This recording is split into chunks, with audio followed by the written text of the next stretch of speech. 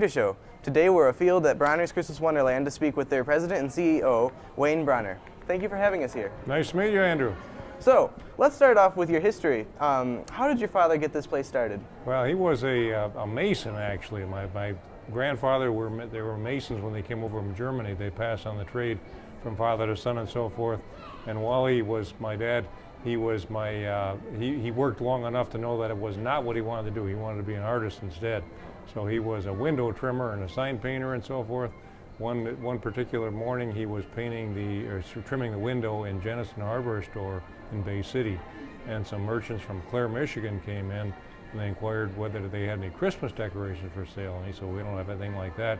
That was the owner of the Jennison Hardware Store. "Why don't you talk to the young window trimmer out there?" That was my dad, Wally, at the age of 18. So he painted in some Christmas panels and they hung them from the lampposts. We still have a couple on exhibit here. And they were so admired by so many people from so many communities that was the start of the Christmas business. Really? All right. And about what age did you start getting involved? I got involved. I worked for the Department of Natural Resources. I was a wildlife biologist. Oh. So I became involved with the business here in 1983. So I worked for about 10 years for the Michigan DNR as a wildlife biologist, and then came back and joined the business. Oh, really? Okay. So when your father started out this business, how did the community help him?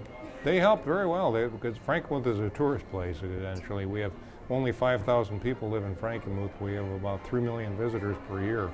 So it's really capitalizing on the German tradition here that exists in Frankenmuth. In fact, we have visitors that come over from Germany, and they say, "We're more Bavarian than Bavaria." Oh. How did your father used to give back to the community, and then you continued on? Yeah, we donate real richly back to the community, because the community's been good to us. So we support a lot of events. They jokingly refer to the big three in Frankenmuth: Zender's, Bavarian Inn, and Bronner's. Oh, really? So we are major contributors, along with Zender's and Bavarian Inn.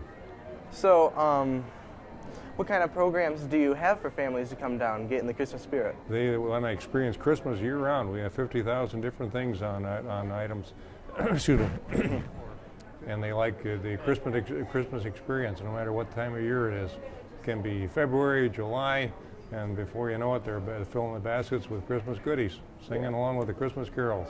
Yeah, because you're always playing Christmas music. Right, yeah. And then you have that, is it half-mile or quarter-mile stretch of lights? We have a lot of, it's a half-mile half lights, mile? yes, about 100,000 different lights out there. Okay. And that's, when are those lit up? Those are lit up all year long. From dusk until... From dusk until about midnight. Oh, okay. Yeah. And then... There's a constant light show.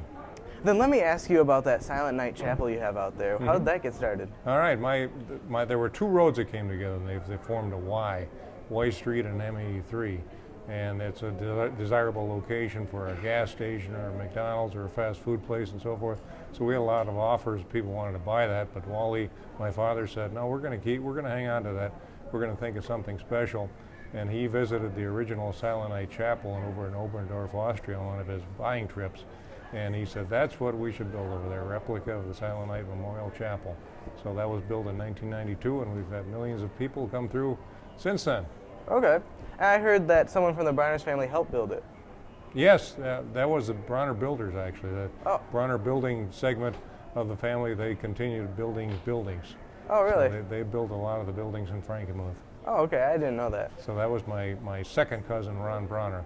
Oh. And he went over to Germany with my father and took measurements of the Silent Night Chapel, the original, and then built a replica here on our property.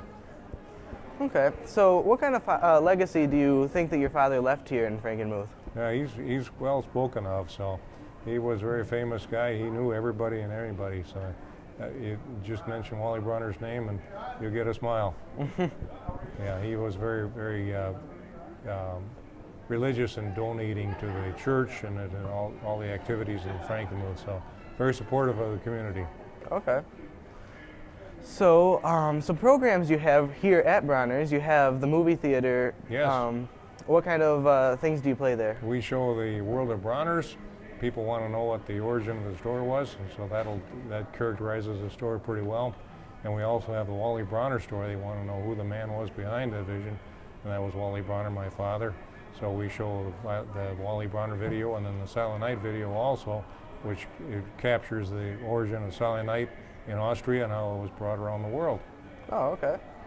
All right. And then you also do ornament signing by artists, right? Yes, yeah. We have many people come in and they display their ornaments and sign them right on the spot. Okay. And, what other programs do you have? We have Santa Claus visiting. Oh, that's yeah. right. Yeah, Santa he's Claus gonna visits. see Is that about free? Probably 25,000. It's free. He's going to see about 25,000 kids this year. Wow. Yeah, so he comes the first day after Thanksgiving. And do people bring their own cameras to do that? Yes, they're entitled to bring their own cameras. We do not have a staff photographer. There's no charge for the cameras, for the pictures. Okay. And you do some sort of play or presentation on how St. Nicholas became Santa Claus, right? St. Nicholas comes here and he tells the story of St. Nicholas. Yes, a guy impersonating St. Nicholas. Oh, okay. It was the predecessor of Santa Claus, actually. Yeah. Yeah, so he's a very generous man. Okay. So, you offer several viewing presentations, like exhibits around the store for people to look at. Yes, there's the Wally Bronner exhibit. They want to know what the story behind the man, what the man was about behind the scenes.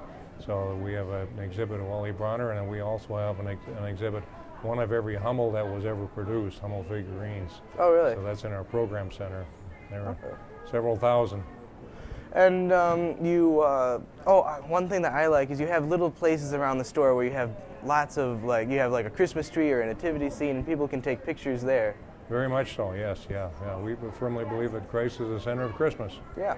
That's why you put Christ and then miss. We capitalize Christ, yes, yeah.